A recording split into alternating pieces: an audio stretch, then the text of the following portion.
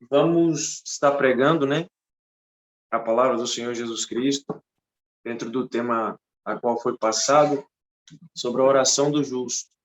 Orar ao Senhor, pedir a Deus que faça todas as coisas.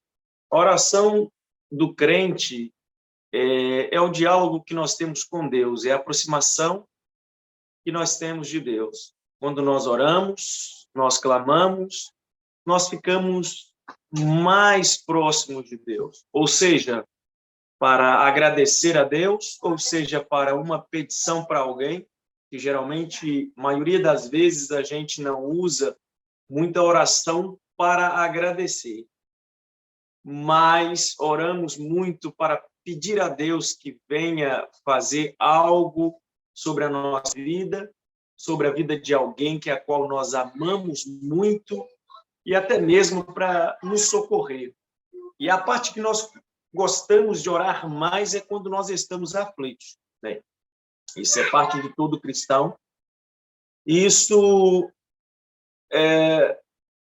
move, mesmo assim, o coração de Deus. A oração é a chave que nós temos para abrir a porta do céu e colocar Deus mais perto de nós. Ou seja, nós conseguimos conectarmos com Deus e sentimos a sua presença. Embora Deus esteja conosco a todo tempo, mas devemos que orar, vigiar constante, para que nós também não possamos cair em tentação. Queridos, foi me dado esta oportunidade dos minutos que agora tenho para poder ministrar a palavra ao teu coração.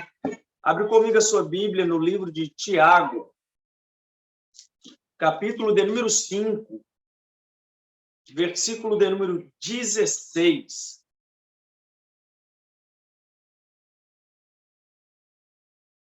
Para darmos um contexto, vamos ler a partir do 13. Amém? Que diz assim: está alguém entre vós aflito? Ore a este alguém contente. Cante louvores. Está alguém entre vós doente? Quem chame os presbitérios da igreja, orem sobre eles, ungindo com azeite, com o nome do Senhor. E a oração da fé salvará o doente, e o Senhor levantará. E se houver cometido pecado, serão-lhes perdoados. Confessai as vossas culpas uns aos outros, e orais uns pelos outros, para que sareis.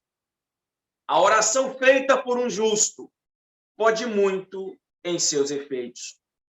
Elias era homem sujeito às mesmas paixões que nós, e orando pediu que não chovesse, e por 3 anos e 6 meses não choveu sobre a terra. E orou outra vez, e aos céus deu chuva, e a terra produziu o seu fruto. Irmãos, se algum entre vós se tem desviado da verdade e alguém o converter, saiba que aquele que fizer converter do erro, do seu caminho, um pecador, salvará da morte uma alma e cobrirá uma multidão de pecados. Para que a prova da vossa fé, muito mais preciosa do que ouro, que parece e é provado pelo fogo, se enche em louvor, honra e glória na revelação de Jesus Cristo. A palavra a qual nós acabamos de ler no livro de Tiago, vai falar sobre a oração do justo e os efeitos que nela contém.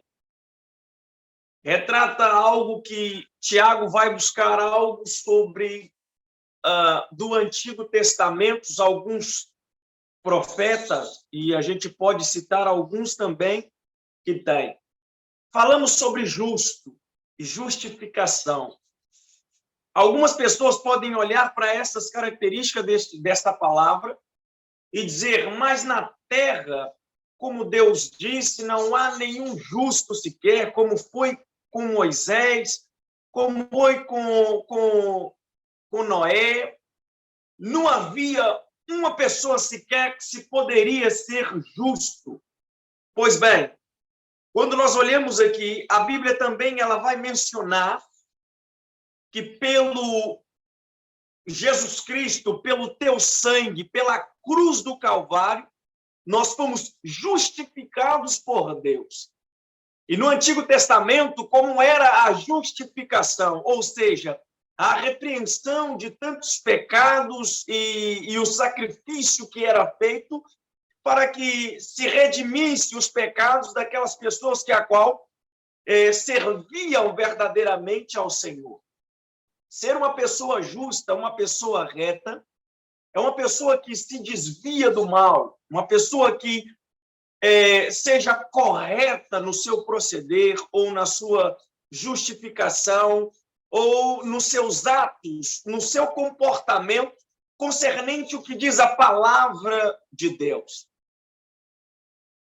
E quando nós olhamos algumas sentidos da palavra justo, nós podemos falar de alguém que permaneceu no seu reinado e quando servia a Deus, procurou ser reto, justo nas suas decisões.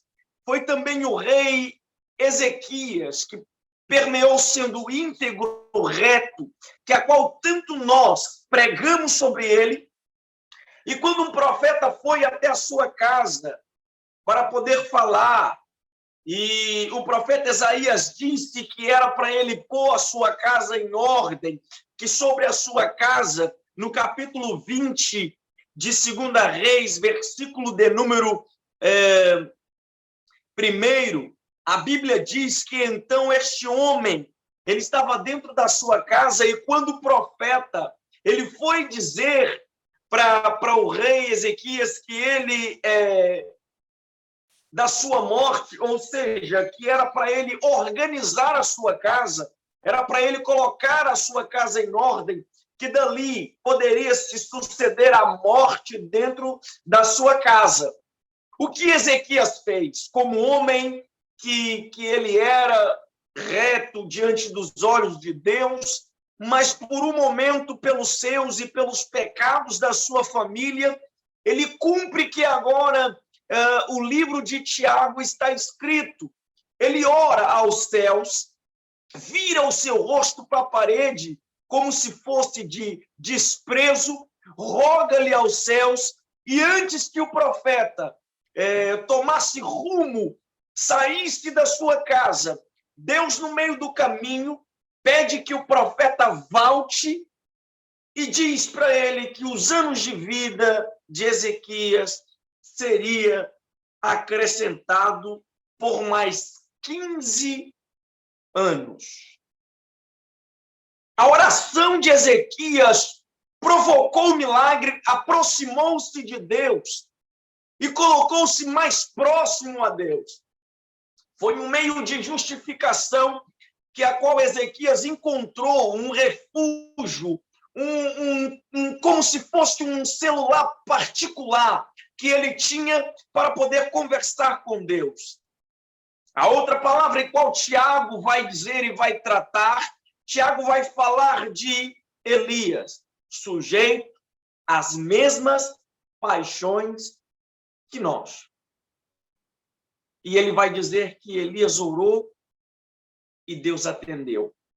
Qual é o sentido desta palavra? Ele traz um alerta para aquelas pessoas que estão se desprezadas, para aquelas pessoas que estão automaticamente, porque no meio do caminho falharam e acham que não pode mais rogar aos céus e tirar das suas costas as suas culpas, porque a cruz do Calvário, ela foi reflexo em nós daquilo que nós somos, ela tirou aquele peso daquela consciência pecaminosa que a qual existia dentro de nós, aquela culpa que havia dentro de nós e que nós carregamos e íamos com ela para o abismo do inferno, e se manifestou entre nós o Filho de Deus, chamado Jesus Cristo, o Nazareno, que deu a palavra final, e os céus e o véu se rasgou, e a Bíblia diz que nós tivermos livre acesso para com o Pai, para que nós podemos orarmos a Ele, e tudo em nós ser concedido e os nossos pecados serem perdoados.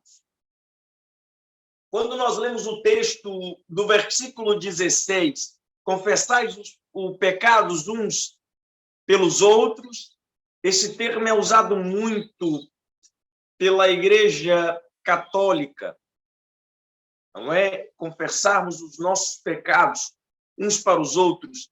Mas nesse texto eu vou tomar como base dizendo que há muitas pessoas que maltratam o seu irmão, um pecado interno, maltrata a sua família, maltrata parentes, maltrata gente da igreja, é arrogante, é negligente.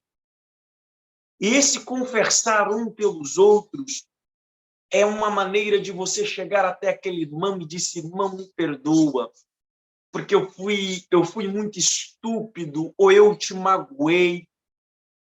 Mas é um ato de confessar, mas não é acreditando que aquele perdão virá do seu próprio irmão, mas que a paz origina dentro do coração dele, e para que ele também não possa ir para o inferno e nem se desviar do caminho reto, do caminho da verdade, para que eles não possam sair da igreja, para que eles não possam afastar dos caminhos do Senhor, para que ele não possa até mesmo sair da proteção divina, ou seja, continuar a sua jornada, continuar o seu caminho, continuar prosseguindo e olhando para o alvo. E quando ele vê que você está nesse patamar de excelência, de humildade, de reconhecer aquilo que foi feito, os seus erros, os seus atos, não é a questão que lhe está sendo concedido perdão aqui à terra,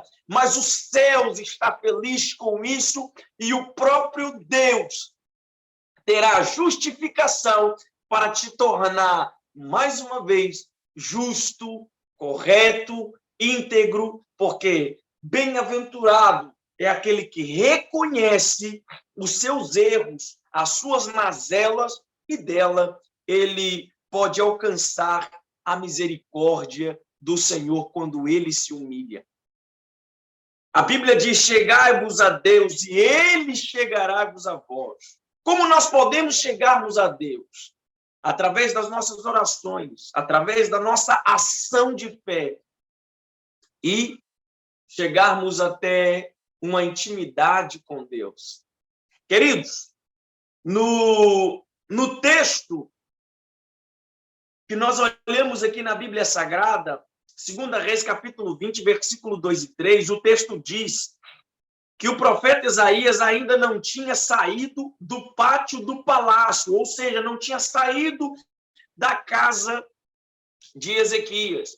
E a Bíblia diz que ele voltou e disse a Ezequias, e disse: o Senhor ouviu a tua oração. E Ezequias e disse: e vi as tuas lágrimas, e que eu o curarei e acrescentarei mais 15 anos e livrarei do rei da Síria. Queridos, a importância de nós sermos justos perante o Senhor, ser correto. Mas, pastor, não tem como, porque nesse mundo pecaminoso a gente vai pecar, a gente vai errar, a gente vai falhar por meio do caminho. E quando nós falamos em pecado, tem pessoas que pensam em pecados até só pecados que são maiores. Prostituição, pecado de adultério, pecados que nós conhecemos bastante e achamos que só esses vão levar para o inferno. Não. Mentira, lascívia, cobiçar, não é? E o que mais leva a gente para o inferno também, fofoca, não é? O pecado da gula, o vício, mas o vício não é só no cigarro, não é só na maconha, não é tudo aquilo que você é viciado e não consegue viver. Substitui aquilo por, né, o lugar de Deus. Ou seja, você tem aquilo como vício na tua vida e chega até a esquecer das coisas de Deus porque você está viciado àquilo e preso àquelas coisas e não tem tempo mais para orar, não tem tempo mais para falar com Deus, não tem tempo mais para buscar a Deus, não tem tempo mais para estar diante de Deus e dizer assim: olha, Senhor, eu pequei contra céu e terra, mas eu estou aqui para conversar um pouco com o Senhor, para falar das minhas coisas, das minhas mazelas, daquilo que eu preciso e necessito. Provérbios 15:18, ele disse assim: ó, Senhor, o Senhor detesta as ofertas e os sacrifícios dos ímpios, mas a oração do justo é o seu contentamento. Não podemos pensar que Deus sempre nos atenderá nos nossos pedidos, né? Pois ele é Deus e a vontade dele é que determina. E às vezes nós pegamos as nossas orações e colocamos acima de tudo e dizendo: não, Deus vai fazer, Deus vai te ouvir, Deus te ouve, Deus te vê, Deus te enxerga, Deus está vendo que você é um crente que está ali precisando, mas ele faz toda uma análise da tua vida, da tua história. A preocupação de Deus, o problema não é o que você quer. A preocupação de Deus é te levar para o céu, meu amigo. A preocupação de Deus não é te deixar rico, mas no inferno. Tá entendendo? A preocupação de Deus é te colocar você ao lado dele. Foi para isso que ele morreu na cruz do Calvário. É um dos princípios que nós devemos que entender. E tem muita gente que fecha os olhos para isso. Tem muita gente que ainda não entendeu qual é a prioridade de Deus na sua vida. A prioridade da cruz não é te fazer próspero na terra. A prioridade da cruz é fazer você galardoador dos céus. É fazer com que você chegue até o seu destino final, porque a nossa casa não é aqui embaixo. Eu não fui feito para morar aqui. Eu fui feito para morar ao lado do meu Pai celestial. Eu fui feito para estar ao lado dele. Essa é a prioridade de Deus. A oração que nós devemos que fazer é para que nós sejamos cada dia vezes mais justos e irrepreensíveis, para que Deus tire de nós todos os erros e mazelas que nos impede de subir ao céu. Esta é a primeira oração. A oração que justifica a sua fé. É pedindo perdão por todas as vezes que você tem falhado, perdão por todas as vezes que você tem feito coisas que não agradam aos olhos de Deus. Não é? E é assim que devemos todos os dias dizer ao Senhor. E a Bíblia diz que muitas das vezes o Senhor, o sacrifício do ímpio, ou seja, não é aceito, mas a oração do justo, a oração daquele que clama a Deus por uma esperança, por um milagre, esta sim ela faz um efeito. Deus é capaz de justificar a sua fé, e assim como tem feito, e nós não andamos mais por vistas, mas sim por fé. Não aquilo que vemos, mas aquilo que nós cremos que irá acontecer por meio das nossas orações com Deus. Eu sou capaz de perguntar aqui, e quantas das vezes nós somos falhos com Deus porque oramos pouco, conversamos poucos com o nosso Deus, com o nosso Pai.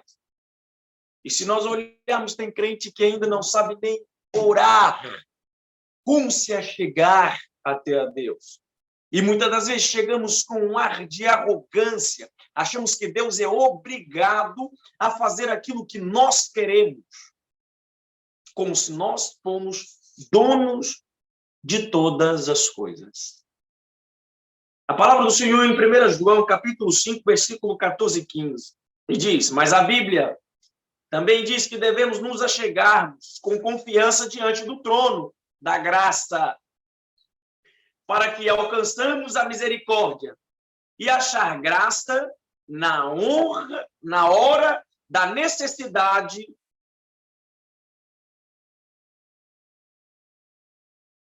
E Hebreus capítulo 4, versículo 16, ele vai dizer: isto só é possível porque Jesus nos reconciliou com Deus através do seu sangue por causa do justo.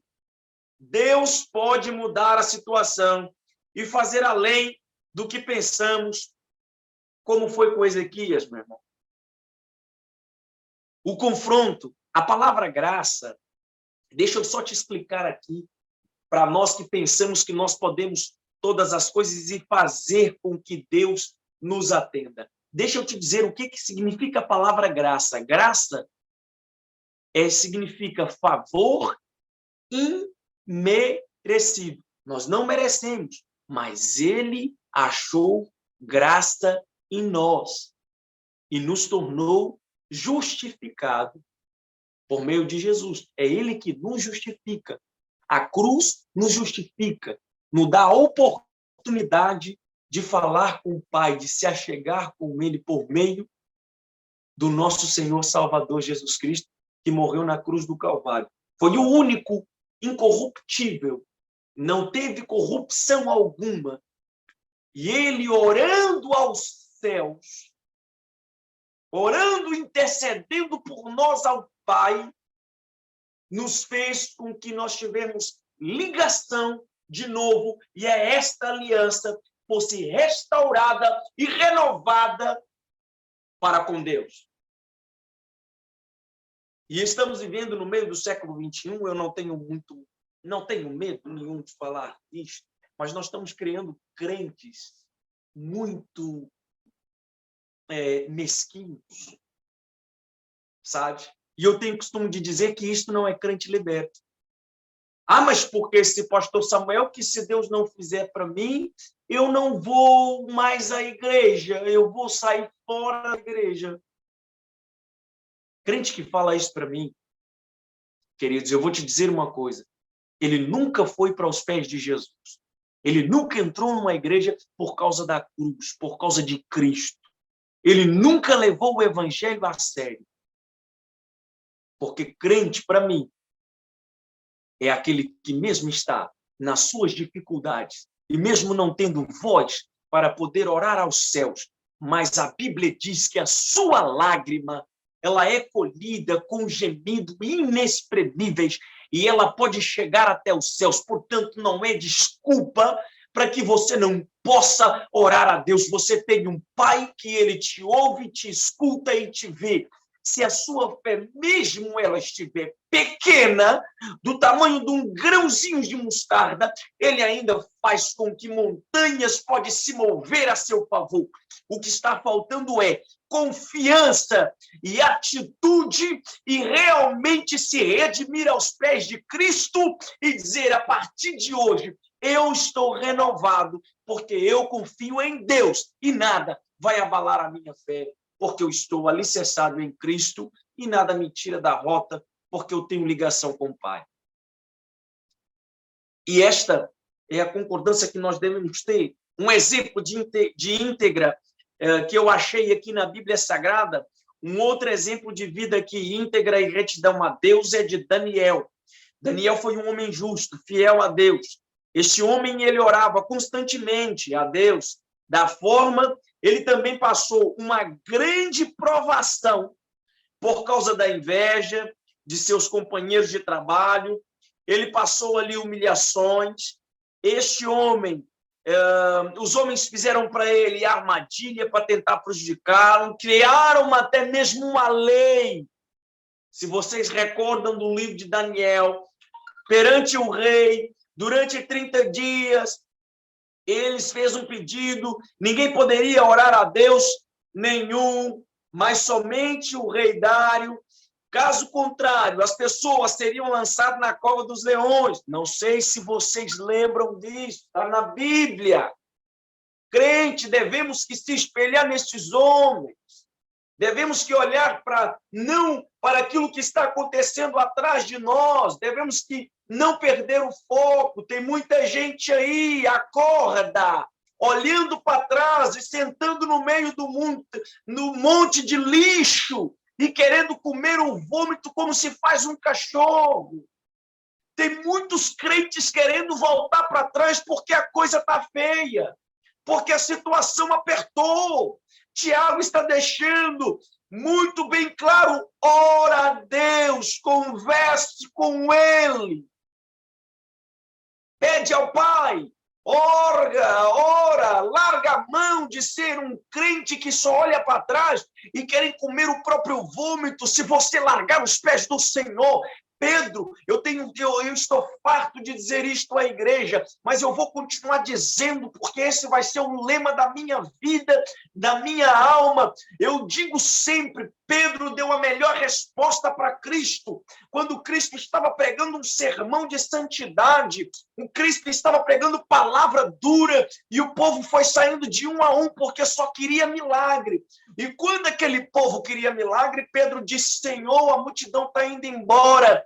Jesus, olhando para ele, disse assim: Pedro, está com pena deles, pega também, segue em frente. E ele disse na maior certeza do seu coração: para onde eu irei, se só tu tens a palavra de vida eterna? Querido, deixa eu te dizer uma coisa: se você abandonar o evangelho, acha que Deus vai deixar de ser Deus? Nunca vai deixar de ser Deus. Ele vai continuar sendo Deus. Se você abandonar o ministério ou abandonar esta live, parar de servir a Deus, está achando que ele vai mudar o comportamento e deixar de ser Deus? Não vai deixar de ser Deus, vai continuar sendo Deus, Pai de misericórdia, e continuar atento às nossas orações.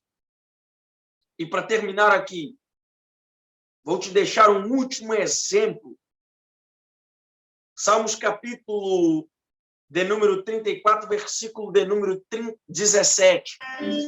Diz o justo: clamam e o Senhor, os justos clamam e o Senhor os ouve e livra de todas as suas angústias. Queres um conselho para ti? Deus é Deus. Está angustiado? Ore a Deus. Está sofrendo, está machucando, está doendo? Ore a Deus. Ele é a tua misericórdia. Ele é o teu alívio. E eu quero te dizer uma coisa a mais. O teu ministério precisa de ti. A tua vida depende de Deus. E a Bíblia diz mais: aquele que salvar uma alma e fazê-la converter dos seus pecados, esse está fazendo uma boa coisa, está livrando uma alma da morte. Lembra, você não é feito para recuar, é para avançar. Ore, pede a Deus que Ele vai fazer o teu coração ter paz e alegria. Nesses minutos a qual está a faltar, e eu tenho aqui, eu quero deixar uma canção para algumas pessoas que estão nessa live, e elas vão saber que é para elas. Elas vão saber que é para elas, e Deus vai falar com o teu coração. Existem pessoas que estão nessa live que está triste, e sabes que esta palavra está falando contigo. Desistir não é a melhor opção para a sua vida. Parar de ir ou de ouvir qualquer culto que possa ser, ou estar aqui nesta live, não é a melhor opção para a tua vida. Ouve a voz de Deus. Deixa Deus falar contigo. Deixa Deus alertar a tua vida. Deixa Deus ser Deus na tua vida. Deixa Deus curar a tua ferida. Deixa Deus fazer, né, o milagre acontecer na tua vida. Deixa Deus ser Deus. Deixa Deus fazer o que tem que ser feito. A vontade dele é que tem que prevalecer na sua vida.